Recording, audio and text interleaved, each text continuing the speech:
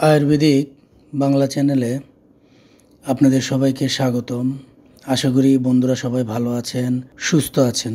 বন্ধুরা, আমার সামনে যে গাছটি দেখতে পাচ্ছেন, আমার মনে হয় এমন কেউ নেই যে এই গাছ দেখেননি। এটি একটি মহা ঔষধি গাছ। আয়ুর্বেদ শাস্ত্রে এই গাছের অনেক বর্ণনা দেওয়া রয়েছে। এটি একটি শাস্ত্র অনুযায়ী দিব্য গাছ বলা চলে। এর অনেক ঔষধি গুণ, এত ঔষধি গুণ যা 10টা ভিডিওর মাধ্যমেও দিয়ে শেষ করা যাবে না। তার মধ্যে বিশেষ বিশেষ কিছু গুণাগুণ আমি দেওয়ার চেষ্টা করব। বন্ধুরা, এর আগে কিছু ভিডিও আমি দ্রুত বলার কারণে অনেকেই বোঝেনি, পরে তারা মেসেঞ্জারে মেসেজ দিয়েছে এবং বলেছে যে একটু ধীরে ধীরে বলবেন, বুঝায় বলবেন, আপনার ভিডিও শর্ট করার দরকার নেই। তো বন্ধুরা, যারা আসলে দেখার ধৈর্য নেই তারা বের হয়ে যান, দেখার দরকার নেই। যাদের পছন্দ হবে তারা লাইক দিবেন, পছন্দ হবে না তারা ডিসলাইক দিবেন, 2 অপশনই আছে। আমি আমার মতো করে বলার চেষ্টা করব। যার ভালো লাগবে দেখবেন, যার ভালো লাগবে সে দেখবেন না। যাই হোক বন্ধুরা, এই গাছটাকে বিভিন্নজন বিভিন্ন রকমের নামে ডেকে থাকে। আঞ্চলিক ভেদে অনেক রকমের নাম হয়ে থাকে। মুরব্বীরা অনেক রকমের নাম বলে, সেই নাম আমরা শুনে বিভিন্নজন বিভিন্ন, আমরা তো আর নাম জানি না, বই পুস্তকের নাম একরকম, এলাকা ভিত্তিক এক এক রকমের নাম হয়ে থাকে। যেমন এই গাছটাকে অনেকে দুধিয়া গাছ বলে, দুধি গাছ বলে, আবার অনেকে অস্থামা গাছ বলে, খেরুই গাছ বলে। এই গাছটি মহা ঔষধি গাছ। আবার আপনার বাংলা সংস্কৃত ভাষায় দুগ্ধিকা গাছ বলা হয়ে থাকে। যাই হোক বন্ধুরা, সংস্কৃত ভাষা উচ্চারণ করতে একটু কষ্ট। এর বোটানিক্যাল নাম ইফোরবিয়া থাইমিফোলিয়া। বন্ধুরা, এই গাছ ব্যবহারে অবশ্যই সাবধানতা অবলম্বন করতে হবে। তবে আয়ুর্বেদ শাস্ত্রে অনেক গাছই রয়েছে যে সকল গাছের আঠা সাদা হয়, সে সকল গাছ একটু বিষাক্ত হয়। তবে এই গাছটি বিষাক্ত নয়। এই গাছটি নির্দ্বিধায় ব্যবহার করতে পারেন, তবে বেশি ব্যবহার না করাই ভালো। পরিমাণ যতটুকু, পরিমাণ জেনে ব্যবহার করা ভালো। এই গাছ ব্যবহার করার আগে অবশ্যই ভালো কোনো বৈদ্য বা আয়ুর্বেদ ডক্টরের পরামর্শ নেবেন। আর আমি যে সকল ঔষধের ক্ষেত্রে ব্যবহারের কথা বলে দেবো, আমি অবশ্যই পরিমাণ বলে দেওয়ার চেষ্টা করব। সেই পরিমাণের অতিরিক্ত ব্যবহার করবেন না। অনেকে হয়তো চিন্তা করে যে বেশি ব্যবহার করলে দ্রুত ফল হবে না, তখন হিতে বিপরীত হবে, অনেক সময় রিয়াকশন হয়ে যায়। তাই কারণ গাছের অনেক ক্ষমতা, অনেক পাওয়ার থাকে। এই গাছগুলোতে কেউ কীটনাশক দেয় না, কেউ পানি দেয় না, কেউ সার পাউশ দেয় না, কেউ কোনো জৈব সার দেয় না। এ একা একাই হয়েছে। গাছটা দেখেন এত সুন্দর হয়েছে কোনো যত্ন ছাড়া। তার মানে বুঝতে হবে যে এই আবহাওয়া রোগ প্রতিরোধ ক্ষমতা তার অনেক বেশি। এই গাছটি সাধারণত আমরা আশেপাশে 4 প্রকারের দেখে থাকি, তবে শাস্ত্রে 4 প্রকারের কথাই বলা হয়েছে। তবে ঔষধি হিসেবে বেশি ব্যবহার করা হয়েছে 2 প্রকার। সবগুলোর ঔষধি গুণই এক, তবে 2 প্রকার বেশি ব্যবহার করা হয়ে থাকে। সেটি হচ্ছে আমার সামনে যেটি দেখতে পাচ্ছেন, আর একটি হচ্ছে ছোট। আমি 4 প্রকারই আপনাদের দেখাবো। একটি হচ্ছে একদম বিগ সাইজ, বড় সাইজের। এই যে যেটা দেখতে পাচ্ছেন এটা হচ্ছে বড় সাইজ। তারপরে এটা হচ্ছে মাঝারি সাইজ, তার ছোট সাইজ হচ্ছে এটা, আর এই যে সর্বছোট সাইজটি হচ্ছে এটি। ঔষধি গুণে সবগুলোই একই, যে যেখানে যেটা পাবেন সেটাই ব্যবহার করবেন। তবে আমি সাধারণত আপনারা যেটা দেখতে পাচ্ছেন এটা আর এই ছোট ক্ষুদেটা ব্যবহার করে থাকি। বন্ধুরা, আপনারা দেখতে পাচ্ছেন এই যে ছোট দুধি গাছের মতোই, কিন্তু এটার পাশে আরও দেখেন, এটা এক প্রকারের ট্যাঙ্গা গাছ। এটা কিন্তু ছোট দুধি গাছ না। অবশ্যই আপনাদেরকে ছোট দুধি গাছটা ভালোভাবে চিনে ব্যবহার করতে হবে। আমি গুণগুলো এক বাক্যে বলে যাই, পরে বিস্তারিত বলবো।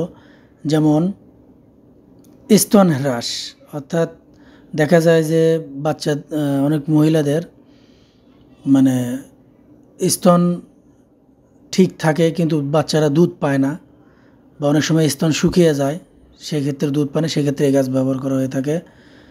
নাকসিরের ক্ষেত্রে ব্যবহার করা হয়ে থাকে। তারপরে টাক পড়ার ক্ষেত্রে এই গাছ ব্যবহার করা হয়ে থাকে। বিভিন্ন দাগ, মেস্তা, বরুণ, স্কিনে আর কি বিভিন্ন রকমের দাগ যেগুলো আসে, এই দাগের ক্ষেত্রে এই গাছ ব্যবহার করা হয়ে থাকে।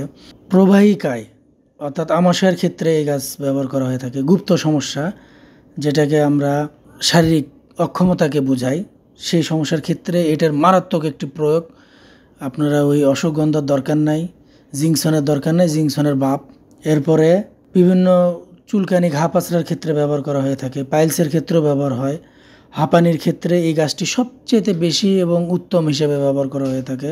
এরপরে কাশির ক্ষেত্রে, এরপরে হচ্ছে উদরশুল পেট ব্যথার ক্ষেত্রে, প্যাসিজের ক্ষেত্রে, তারপরে হচ্ছে আপনার দাউদ বিখাউজের ক্ষেত্রে ব্যবহার করা হয়ে থাকে, বিভিন্ন ঘায়ের ক্ষেত্রে ব্যবহার করা হয়ে থাকে এই গাছটি, চুল পড়া বন্ধ করার ক্ষেত্রে এই গাছটি ব্যবহার করা হয়ে থাকে, মহিলাদের প্রমেহর ক্ষেত্রে, সাদা ভাঙ্গার ক্ষেত্রে, মূত্র রোগের ক্ষেত্রে, তারপরে হচ্ছে আপনার শরীরে যদি কোথাও কাটা বা কাঁচ ঢুকে যায় সেই কাটা বা কাঁচ বের করার ক্ষেত্রে, ডেঙ্গু জ্বরের ক্ষেত্রে, তারপরে হচ্ছে মেন্টাল রিফ্রেশমেন্টের ক্ষেত্রে অর্থাৎ রিল্যাক্সেশনের ক্ষেত্রে, লো প্রেশারের ক্ষেত্রে, মুখের ঘায়ের ক্ষেত্রে, ক্যান্সারের ক্ষেত্রেও ব্যবহার করা হয় এই গাছ অ্যান্টিব্যাকটেরিয়াল। এরপরে হচ্ছে অতিসার সংগ্রহণের ক্ষেত্রে এই গাছটি আমরা ব্যবহার করে থাকি। পেট রোগের জন্য বিখ্যাত, শাস্ত্রে পেটের রোগের জন্য এই গাছের অনেক গুণাগুণ দেওয়া রয়েছে। কৃমি নাশ করার ক্ষেত্রে, কৃমির জন্য আমরা অনেক বিষাক্ত ঔষধ সেবন করে থাকি, দরকার নাই, এই গাছের মাধ্যমে কৃমি দ্রুত আমরা নাশ করতে পারি। বাচ্চাদের পাতলা পায়খানার ক্ষেত্রে, এরপর হচ্ছে রতন্দির ক্ষেত্রে, এটা চোখের সমস্যা, গর্ভধারণের ক্ষেত্রে, এরপরে হচ্ছে প্রমেয় ও প্রদরের ক্ষেত্রে। বন্ধুরা, আসলে ভিডিও অনেক বড় হয়ে যায়, আমি আমার মতো বলে যাব, যত বড়ই হোক। যারা ভালো লাগবে দেখবেন, যাদের ভালো লাগবে না তারা দেখবেন না, দয়া করে বের হয়ে যান। এবং যাদের শেখার ইচ্ছা আছে তারা দেখবেন, কারণ আমার এখানে আকর্ষণীয় থাম্বনেল নেই।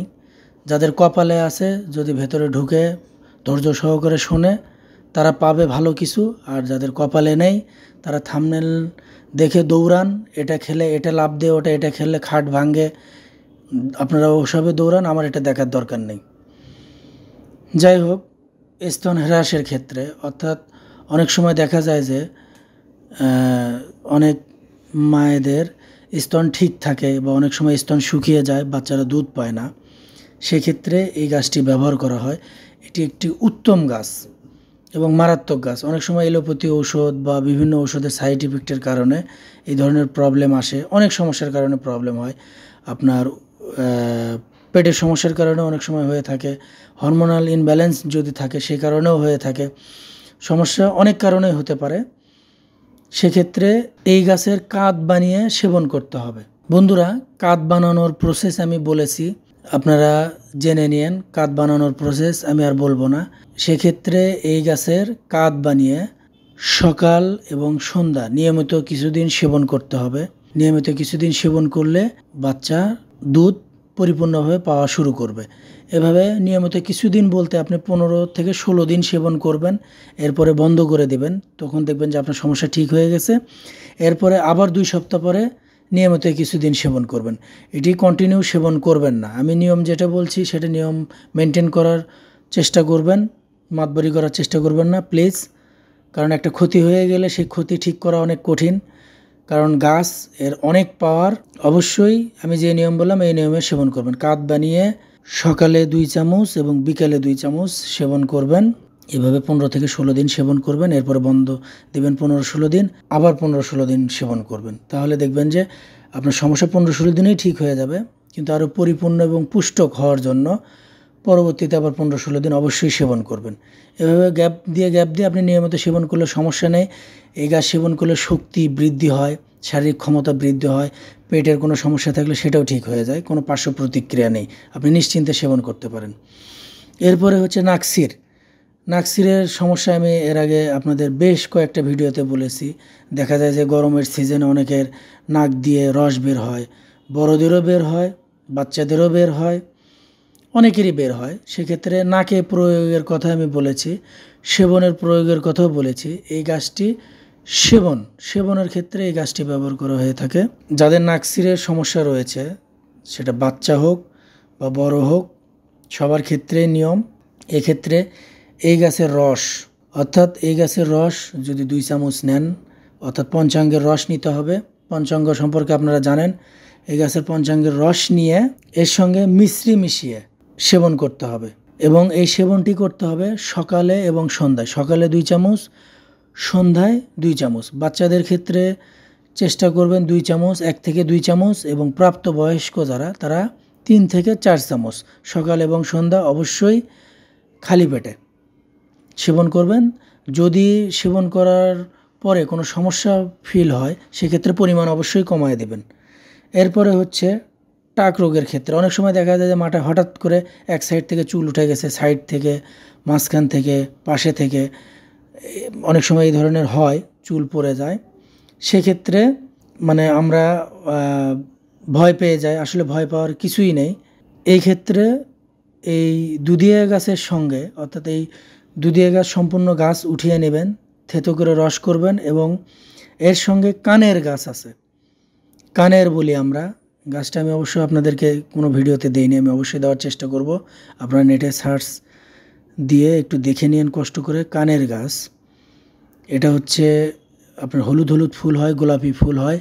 এটা বিশেষ করে সনাতন ধর্মে পূজা পাঠে বেশি ব্যবহার হয় এই ফুলটা। আমি মোটামুটি আপনাদেরকে একটা বলে দিলাম। এই কানের গাছের পাতার রস নেবেন আপনি ধরেন 50 গ্রাম, এবং এই দুধি গাছের পাতার রস নেবেন 50 গ্রাম, নিয়ে ভালোভাবে, অবশ্যই সাবধান, কারণ কানের গাছের পাতা খুব বিষাক্ত, এটা যেন ভুলেও যেন চোখে না যায়। চোখে গেলে কিন্তু চোখ অন্ধ হয়ে যেতে পারে, চোখ কানা হয়ে যেতে পারে, খুব সাবধান। যদি না পারেন সাবধানতার সাথে, তাহলে শুধুমাত্র এই গাছের রস মাথায় নিয়মিত ব্যবহার করলে আপনি দেখবেন যে যেখান থেকে চুল পড়ে গেছে সেখানে নতুন করে চুল গজানো শুরু করবে। এটি খুবই কার্যকর, অবশ্যই ব্যবহার করবেন। আর আমি বলবো যে কানের গাছ যদি আপনারা সাবধানতার সাথে ব্যবহার করতে না পারেন, দরকার নেই, কারণ ওটা বিষাক্ত, চোখে গেলে চোখ নিশ্চিত অন্ধ হয়ে যাবে এবং চোখ কানা হয়ে যাবে, ওটা ব্যবহার করার দরকার নেই। আর যদি কেউ সাবধানের সাথে ব্যবহার করতে পারেন তাহলে মোটামুটি ভালো উপকার পাবেন এবং দ্রুত কাজ হবে। এরপরে বিভিন্ন দাগ, তিল, মেস্তা ক্ষেত্রে আমরা এই গাছটি ব্যবহার করে থাকি। সেক্ষেত্রে এই গাছের রস সকালে খালি পেটে সেবন করতে হবে এবং গাছ পেস্ট করে ব্যবহার করতে হবে। অর্থাৎ এই গাছের রস আপনি 1 থেকে 3 চামচ পর্যন্ত রস আপনি সেবন করতে পারেন খালি পেটে। ইচ্ছা করলে আপনি সকাল সন্ধ্যা 2 বেলায় সেবন করতে পারেন। আর এই গাছ পেস্ট করে আক্রান্ত স্থানে লাগাতে হবে, তাহলে দেখবেন যে দ্রুত আপনার সেবন করবেন। এই দাগগুলো বা এই সমস্যাগুলো সাধারণত হয় পেটের কারণে, পেটের গোলযোগের কারণে স্কিনে এই সমস্যাগুলো ফুটে ওঠে। এই জন্য আপনাকে সেবন করতে হবে যাতে ভেতর থেকে সমস্যাটা সমাধান হয়, আর উপর থেকে এই গাছের পেস্ট লাগাবেন, তাহলে দেখবেন যে ঠিক হয়ে গেছে। যতটুকু হয়েছে ততটুকু ঠিক হয়ে যাবে, আর নতুন করে হওয়ার কোনো সম্ভাবনা থাকবে না। অবশ্যই 15 দিন সেবন করবেন, এরপরে 15 দিন রেস্ট করবেন, 15 দিন পর আবার সেবন করবেন, কিন্তু পেস্ট আপনি নিয়মিত লাগিয়ে যাবেন, কোনো সমস্যা নেই। বন্ধুরা, এরকম এই গাছের আরও অনেক গুণ রয়েছে, পরবর্তীতে দেওয়ার চেষ্টা করব। আজ এ পর্যন্ত, সবাই ভালো থাকবেন, সুস্থ থাকবেন, ধন্যবাদ।